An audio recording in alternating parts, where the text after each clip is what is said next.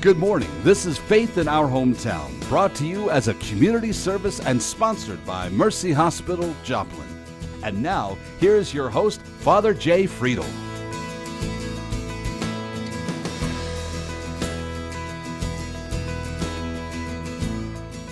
Well, good morning, everyone, and welcome to another Sunday morning of Faith in Our Hometown. I always love this period right between Christmas and New Year's. First of all, it's always my anniversary on the 27th. The day I was ordained, and also it's kind of like quiet because everybody kind of like leaves everything alone, and then we get ready and geared up again for the new year. And so always during the new year, everybody's always trying to make some new pledges to themselves, or setting new goals for themselves, or New Year's resolutions. And one of those, usually for most of us, involves and surrounds health. And so we're going to be talking about wellness today. We're going to be talking about that with the Doctor of Chiropractic, Dr. Isaac Murphy, who practices over in Carthage, at Carthage Chiropractic Care. And so we're just going to be talking about wellness in general and touching, probably even a little bit on spiritual wellness and how that's all connected with the body, mind, soul, all that connection. We're going to be right back after this Mercy Minute, so grab a cup of coffee or a cup of tea or whatever, settle in, and we'll be right back to talk about wellness right after this Mercy Minute. The whole purpose of screening is to catch people who have a significant smoking history early enough where we can do something about it and potentially improve the duration of life. The minimum recommendation for screening is 30-pack years. So usually people who've smoked more than 30-pack years are the ones that we're screening. If we start screening yearly with low-dose CT scans, we can reduce the risk of death from lung cancer by 20 to 25%. Stage 1, 2, and 3 cancers potentially can be cured. When it becomes stage 4, the possibility of cure falls significantly.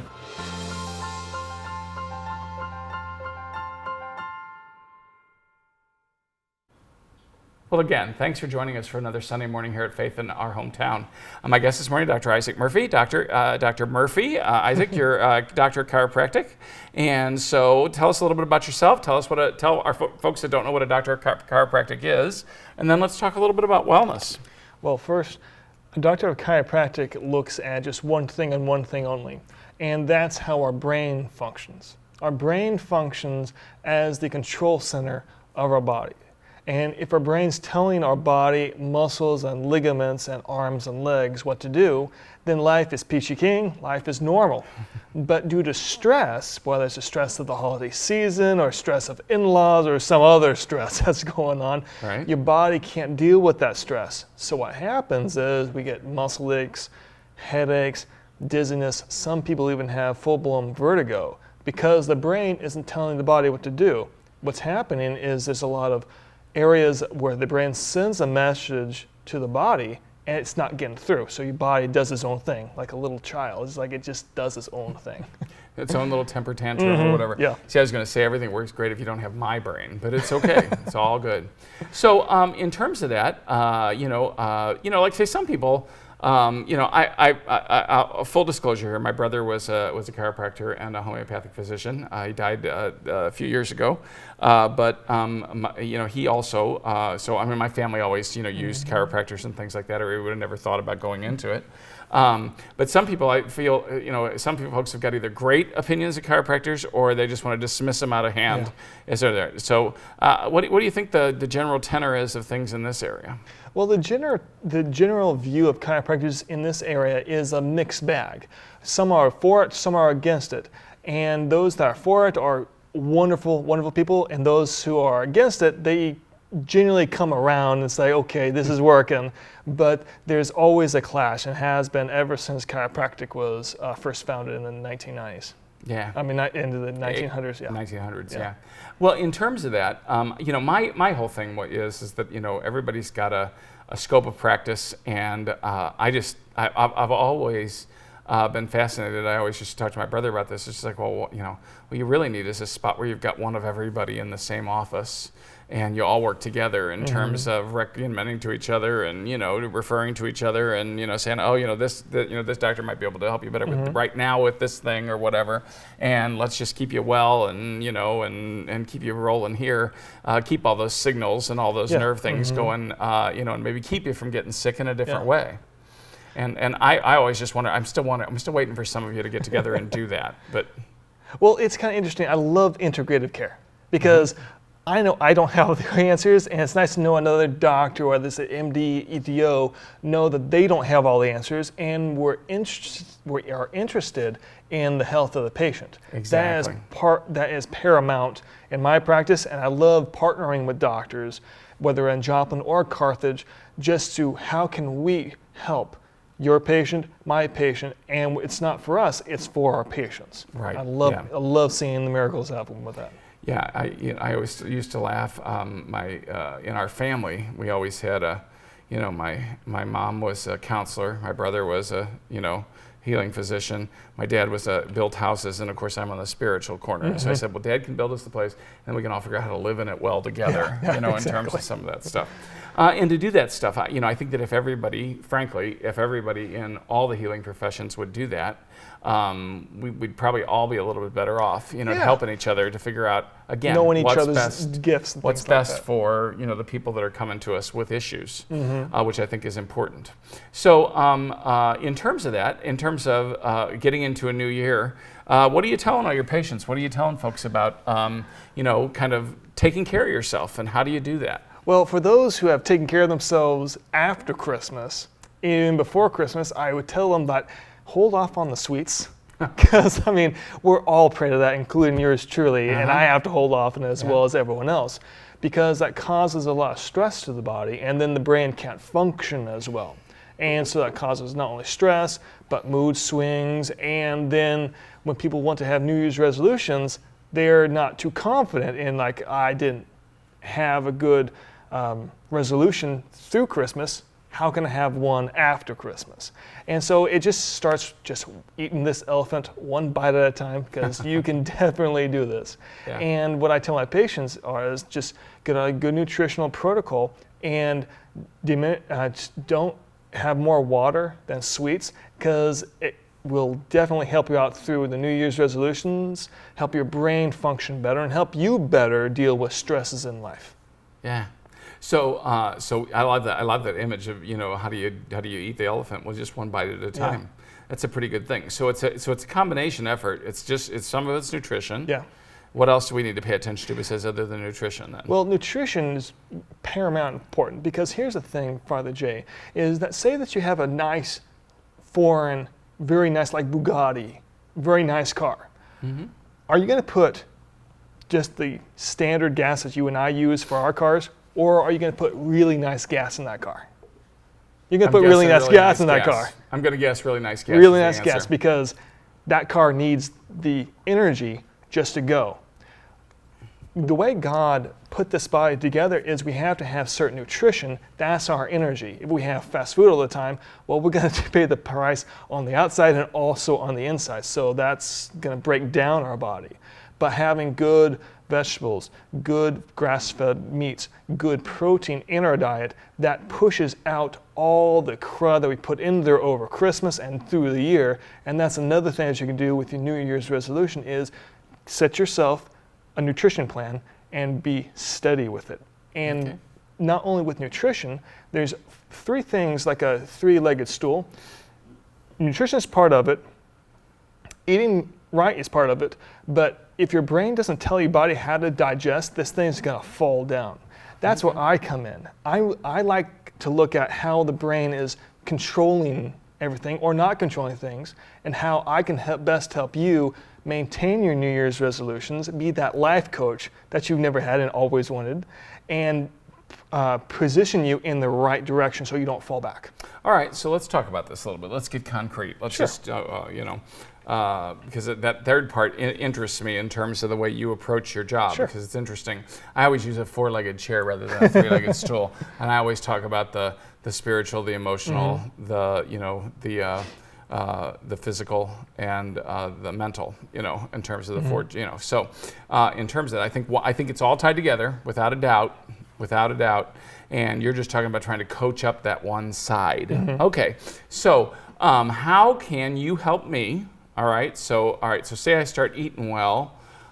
Say I'm starting to eat more vegetables, more whole grains, less refined sugars and flours and all that kind of good stuff, and I start doing it. What can you do then to help me and to help my brain to try to digest that better and to manage all that better? Okay, so let's use this example. Say that before you started eating well, you weren't eating well. So that stress, the nerve that controls your stomach. So that nerve is being pinched, but you're not feeling any pain at this time. What happens is your body's not digesting that food very well, and you can have acid reflux, heartburn, or something's not quite right over here. And then you have to take a Tums or Advil or something to push down those symptoms. That's not how God created our body.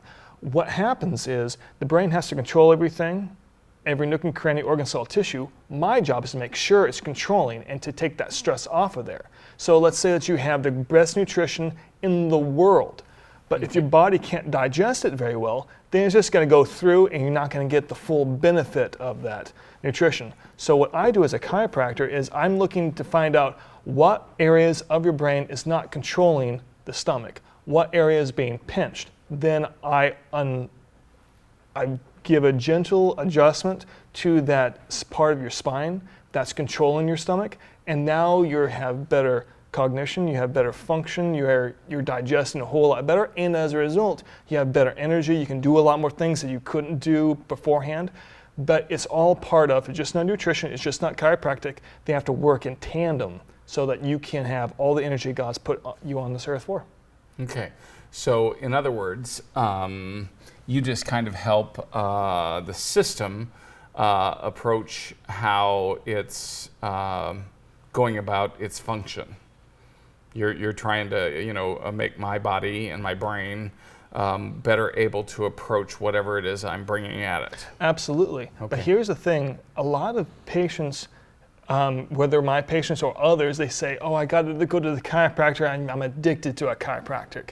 I don't want to be I feel like if I go, I'm going to be addicted to chiropractic." Well, I looked at the Betty Ford Addiction Center and I asked them, "Are there any addicts to chiropractic?" They said no. And so you're not addicted to chiropractic. Why it takes as long as it does for some people is your body is used to being in a certain position. It's like a habit. It's like a really bad habit. And so we're talking about New Year's resolutions. We're breaking these bad habits.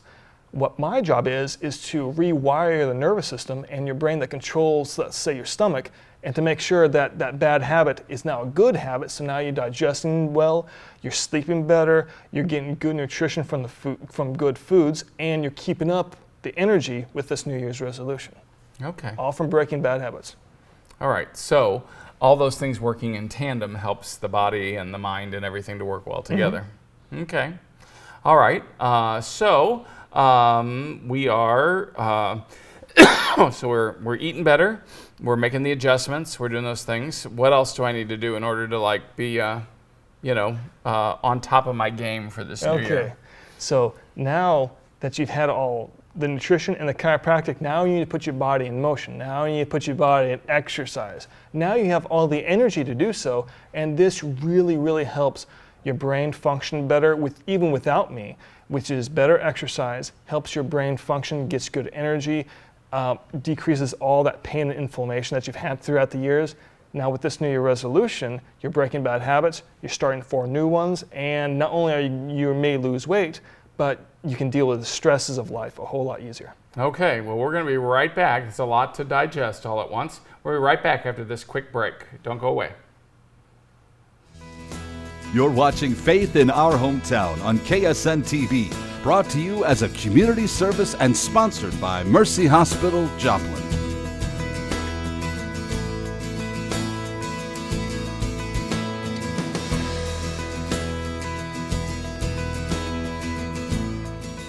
Okay, so Dr. Isaac, you've been talking, about putting all these pieces work together. And right before the break, we got to the point where you were saying, okay, now if we got the nutrition and we've got the chiropractic and we've got the body working a little bit better, now we got to get the body moving and working a little bit better in terms of it functioning better. So you mentioned inflammation and movement and those kinds of things. So explain some of that. Absolutely. Before your New Year's resolution, in the previous year, your body was crooked. There's no health in being crooked. That's my job, to align your body. Now that your body's aligned, now you can have more motion, because movement is life. I can give examples of people who can't move and they develop bed sores because their body doesn't have the nutrition of actually moving the joints that actually feeds the brain in a very healthy, positive habit. When it's not moving, your brain starts to go downhill. So now that you have nutrition, now that you have a chiropractic in your life to help you with energy, now you have all the energy in the world to correct other things that I couldn't help you with. Now it's up on you to get stronger, lose weight, tone a lot better, and this will also help you sleep better because it's been shown in the research, if you move, the inflammation goes down, the pain goes down, and your body is a whole lot healthier. And it doesn't matter if you're at my age in my 30s, if you're in your teens, or even if you're in your 60s, some movement needs to happen in every person's life. Yeah.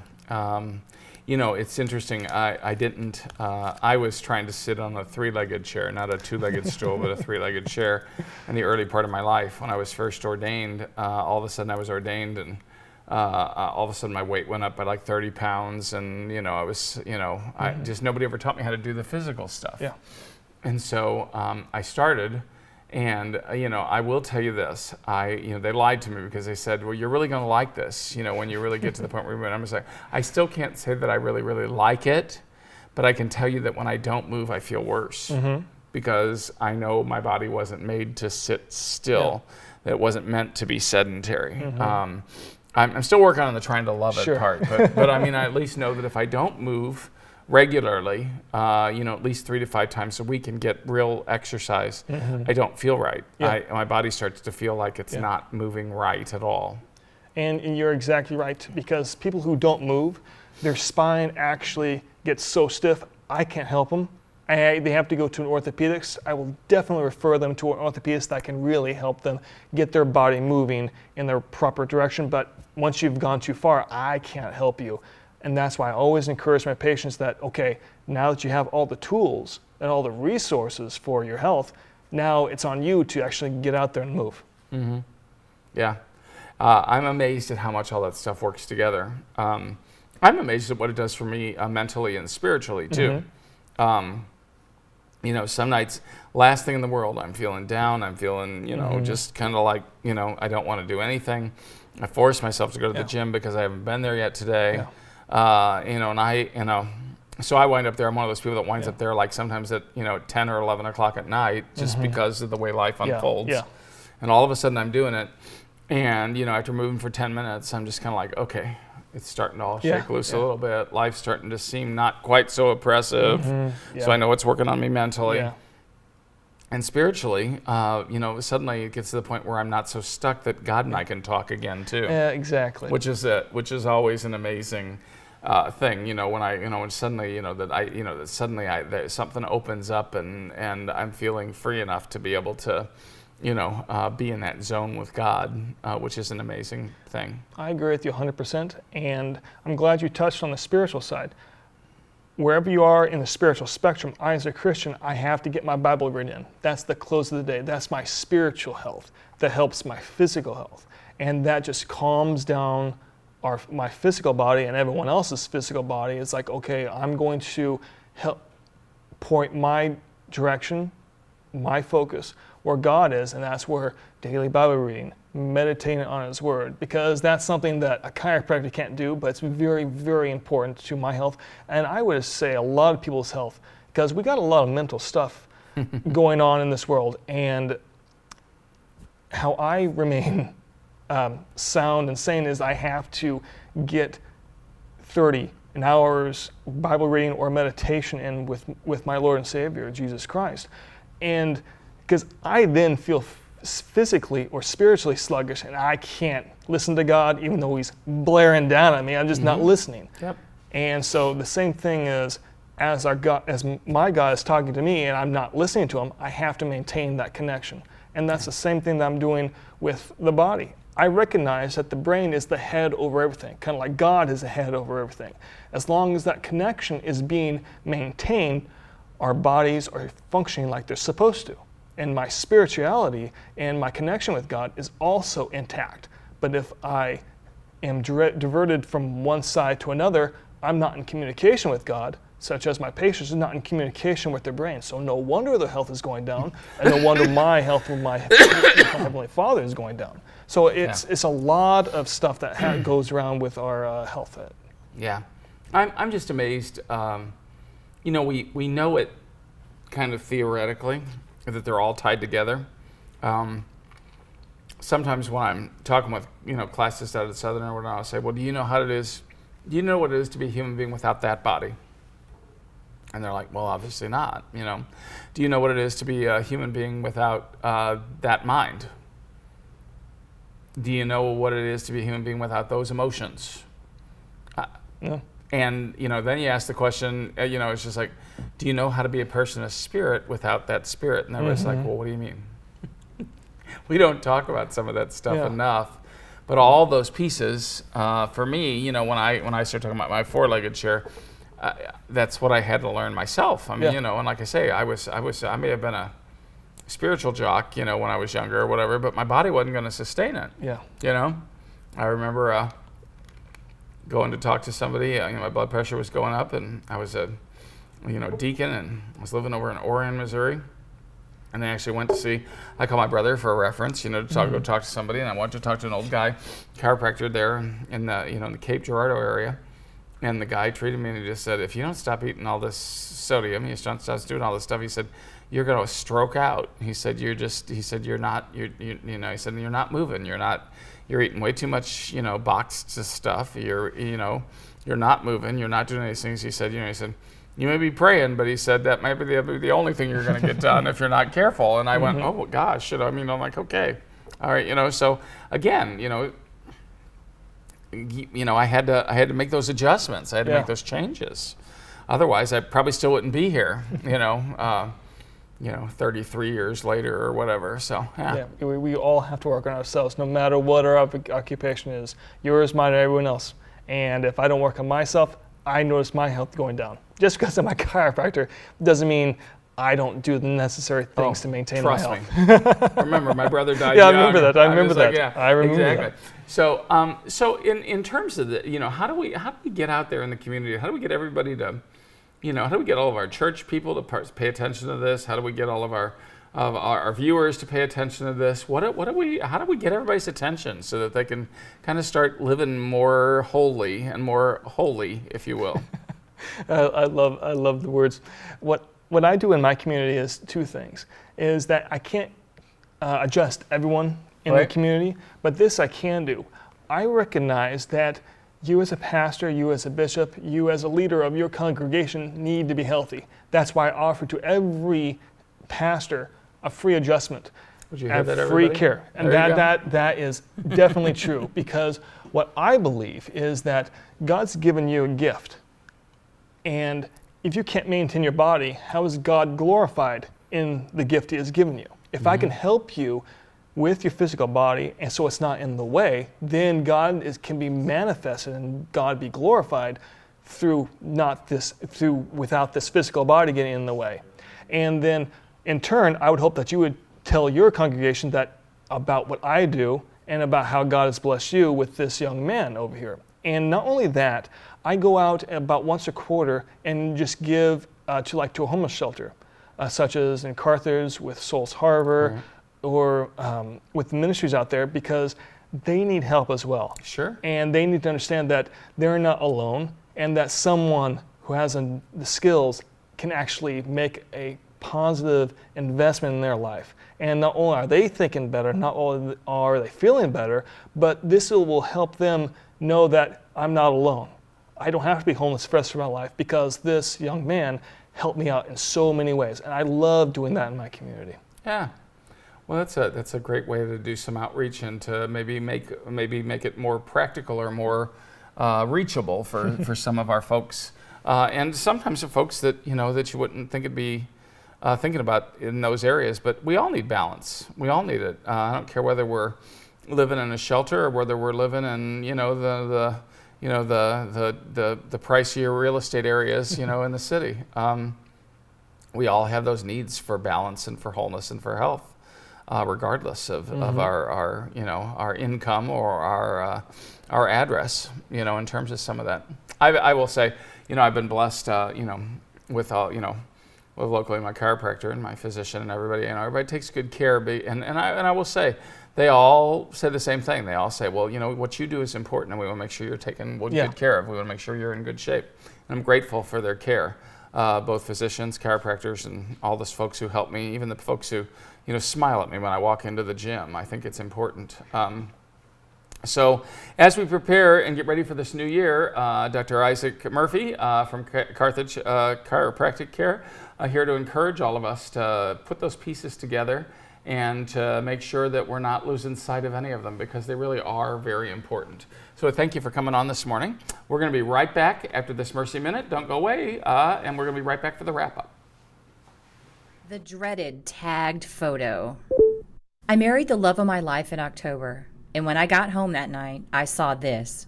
Frankly, this is every obese person's worst nightmare.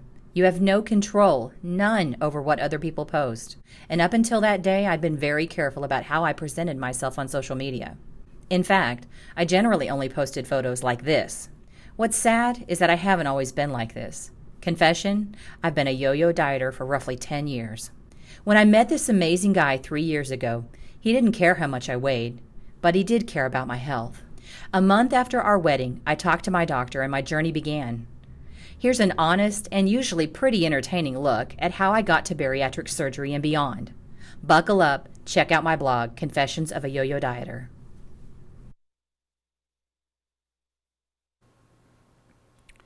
Well, I hope as we begin this new year here in a few days, we've maybe given you something to think about this morning. All of us need to take inventory from time to time. We need to assess how we're doing. We need to figure out where we might need to make some changes. We need to make a plan for the changes, and then we need to see whether we can't execute them, and then maybe look down the road to assess a little bit more to see whether or not maybe we caught up with ourselves, especially in terms of making some changes. But the New Year's is a good time to do that. I hope that they are not in vain this year. I hope that they're not just something we look at for 2 days and then ignore, but I hope that there's something that might be lasting changes for all of us. All of us need to take care. All of us need to take care of each other, and all of us need to assist each other in that process. Taking care of ourselves and being the people, the best people that we can be, and the people that, at least from my vantage point, that God wants us to be, is an important way to begin a new year. So God bless all of you, and we'll see you next week right here at Faith in Our Hometown. Thanks for watching. Faith in Our Hometown can be seen Sunday mornings at 6:30 and 9 a.m. on KSN. Brought to you as a community service and sponsored by Mercy Hospital, Joplin.